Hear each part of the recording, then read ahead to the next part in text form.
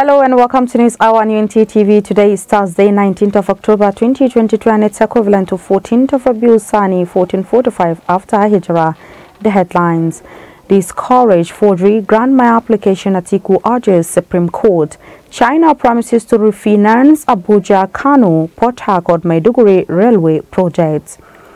Nigeria lose 2.9 trillion naira to contract procurement fraud in 3 years, says EFCC chairman.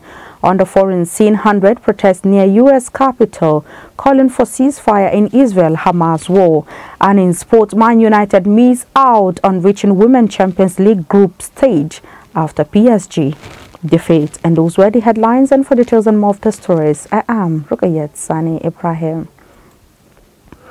The presidential candidate of the People's Democratic Party in the February 25 election, Atiku Abubakar, has urged the Supreme Court to allow him to present fresh evidence to back his claim that President Bola Ahmed Tinubu forged the document he submitted to the Independent National Electoral Commission (INEC). He said the presentation of forged documents by any candidate was a grave constitutional issue that should not be overlooked. This was contained in Atiku's reply on point of law to Tinubu's objection to the leave he sought to present fresh evidence before the Apex Court. The ex-vice president said his stance was not whether Tinubu attended Chicago State University or not, but that Tinubu allegedly presented a forged certificate to INEC. Atiku had taken his legal battle against Tinubu to the U.S., obtaining court orders compelling Chicago State University to release Tinubu's academic records. But the ruling All Progressives Congress APC and the Tinubu camp had rubbished the claim, saying Atiku's journey to the U.S. to shop for evidence against Tinubu was fruitless. President Bola Ahmed Tinubu has given the approval for the commencement of academic activities of 6 out of the 14 new universities established in the last days of President Muhammadu Buhari's administration. The Minister of Education, Tahir Mamman, made this known on Wednesday after a closed-door meeting with President Tinubu at the State House, Abuja. Professor Mamman stated that the initial phase will involve the launch of 2 universities in the field of agriculture, 2 as colleges of education, and 2 focusing on the field of medicine. The minister mentioned that the president also approved the completion of the National Library, which has been projected to be completed in 21 months as nation's depository. The People's Republic of China has expressed commitment to refinancing and completing the Abuja, Kano, and Port Harcourt Maiduguri railway projects. This is contained in a statement issued by Stanley Ngocha, Senior Special Assistant to the President on Media and Communications, Office of the Vice President. The statement released on Wednesday in Abuja quoted the President of China, Xi Jinping, making the pledge while responding to requests made by President Bola Ahmed Tinubu during a bilateral meeting with the Chinese leader in Beijing. Mr. Tinubu was represented by the Vice President Kashim Shettima at the Belt and Road Initiative Forum BRI holding in China. Recall that since the launch of the project, China was yet to release funds for the 2 major railway projects in Nigeria, largely due to cutbacks and commitments. China had agreed to provide 85% financing for the construction of the Abuja, Kano, and Port Harcourt Maiduguri railway projects. Nigeria, which the duty of paying the balance of 15%, paid its part of the funding from inception of the project through appropriations. The newly appointed chairman of the Economic and Financial Crimes Commission (EFCC), Ola Olukayode, has revealed that Nigeria lost 2.9 trillion naira to contracts and procurement fraud between 2018 and 2020. Olukayode made the revelation while fielding questions from senators during his screening for confirmation of his nomination as EFCC chairman in the Senate Committee of the Whole on Wednesday. He was subsequently confirmed by the Apex legislative body at plenary. Protesters had stormed the premises of the National Assembly, calling on the Senate not to confirm Olukayode. According to protesters, who also submitted a protest letter to the Senate President Godswill Akpabio, they claimed that the newly appointed EFCC chairman was not qualified based on the law establishing EFCC. But speaking during his confirmation hearing in the Senate, the new EFCC chairman regretted that a whopping 2.9 trillion naira stolen within 3 years would have been enough to build 1,000 kilometers of road build close to 200 standard tertiary institutions, educate about 6,000 children from primary to tertiary levels at 16 million naira per child. The new EFCC boss, however, said that for corruption to be eliminated in the country, there must be a collective decision and collaborative actions by relevant agencies and individuals in positions of authority. The Christian Association of Nigeria, CAN, and the Jama'at Islam JNI yesterday disagreed with former Secretary to the Government of the Federation, SGF Engineer Babachir Lawal, for labeling ruling All Progressives Congress APC an Islamic party. Lawal, who had on Tuesday said Mr. Peter Obi of the Labour Party LP won the 2020 presidential poll and not President Bola Tinubu of the APC, who he said came a distant third, continued his attacks on the party yesterday. Lawal restated his stance and added that APC was now led by Muslims who take decisions in mosques. However, Khan denounced the practice of labeling political parties based on religious affiliations, asserting that such actions undermine inclusivity and respect for religious diversity in the country.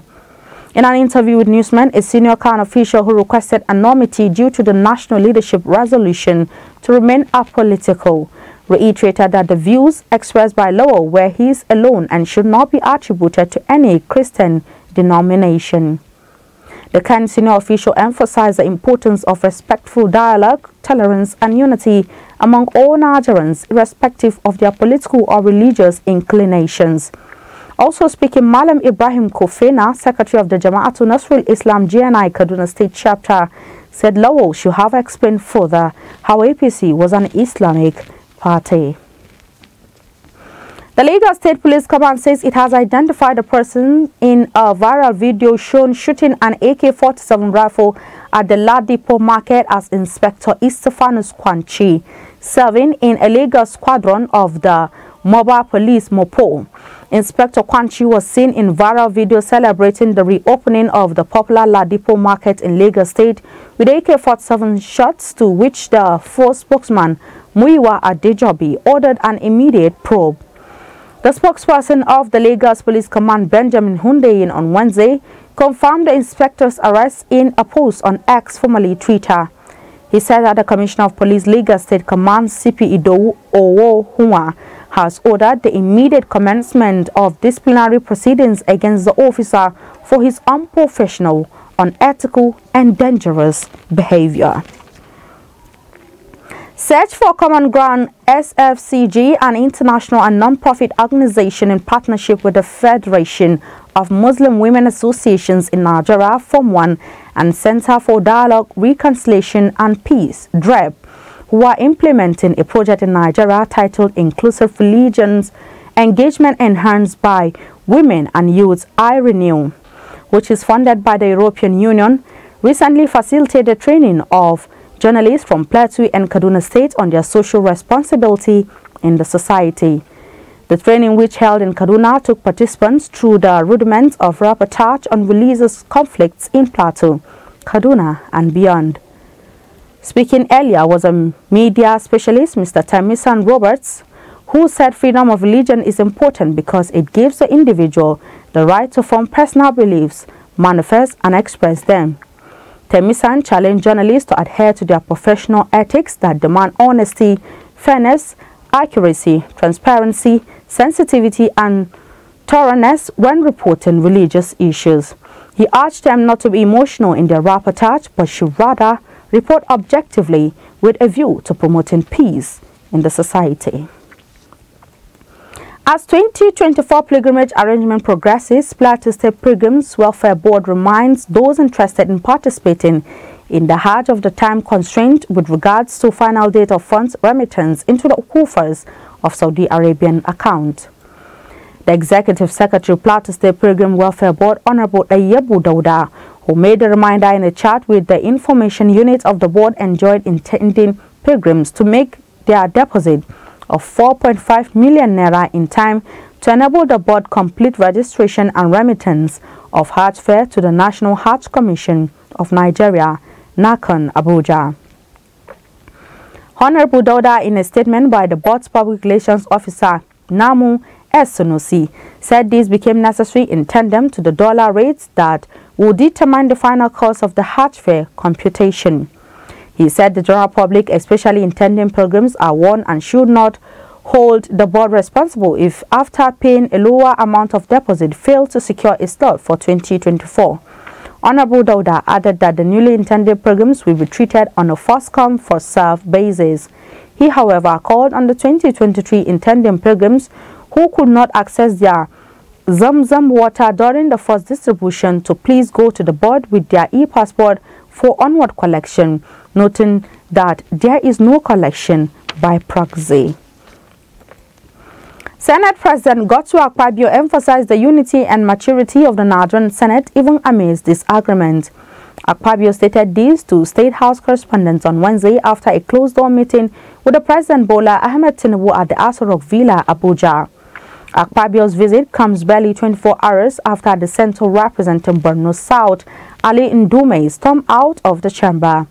Trouble began minutes after the commencement of the day's session on Tuesday when Ndume, APC Borno South, raised a point of order to draw the Senate President's attention to alleged procedural error he committed. In the heat of the argument, Ndume picked up his documents and a few other belongings and stormed out of the Senate chamber. His action, unexpected, led the Senate to dissolve into a closed-door session.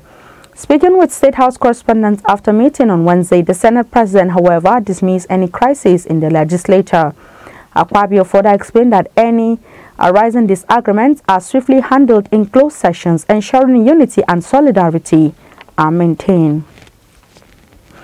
On the foreign scene, hundreds of people have attended a peace protest near the U.S. Capitol.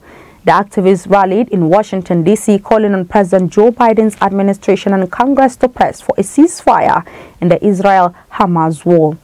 Some 200 protesters, many from the group Jewish Voice for Peace, filled part of the Cannon House office building near the Capitol building, chanting, "The world is watching." A group of around 500 other protesters blocked off Independence Avenue outside. Some wore black T-shirts emblazoned with messages including "Jews say ceasefire now" and "Now is our name, not in our name." U.S. Capitol Police said officers began arresting protesters who refused to comply with orders to leave the area. It comes amid claims and counterclaims from Israel and Hamas over an explosion at a hospital in Gaza, which has triggered worldwide protests. Hamas officials claim more than 500 people were killed in the explosion at the Al-Ahli hospital on Tuesday. Israel say 1,400 of its citizens were killed in the surprise attack by Hamas militants on 7 October. The Gaza Health Ministry says at least 3,478 Palestinians have been killed and 12,000 others have been wounded since then in Israel's retaliatory strikes. And in sport, Manchester United missed out on a first Women's Champions League group stage campaign after defeat to Paris Saint-Germain in the second round of qualifying. United were beaten 3-1 in the second leg in France to lose the qualifying tie, 4-1 aggregate to the two-time Champions League finalists. Likitan Unity scored a 17-minute opener for PSG, but United midfielder Lisa Nelson brought the tie level in the 47th minute at the Parc des Princes. But just a minute later, the home side were back in front as Martinez scored her second before Sandy Baltimore gave the French side a 2-goal advantage to end United hopes of reaching the group stages. And with the sport news, we've come to the end of our bulletin for today. You can follow us on our social media handles at Facebook, Instagram, and Twitter at TUNTBE Radio FM TV, respectively. You can also watch us live on the satellite decoder Badarsat, which has been watched in about 8 countries of the world free. You can also stream and watch us live on our YouTube channel at Unity FM TV. I am Rukayat Sani Ibrahim. Thanks for watching and enjoy the rest of our programs. Do have yourself a lovely day.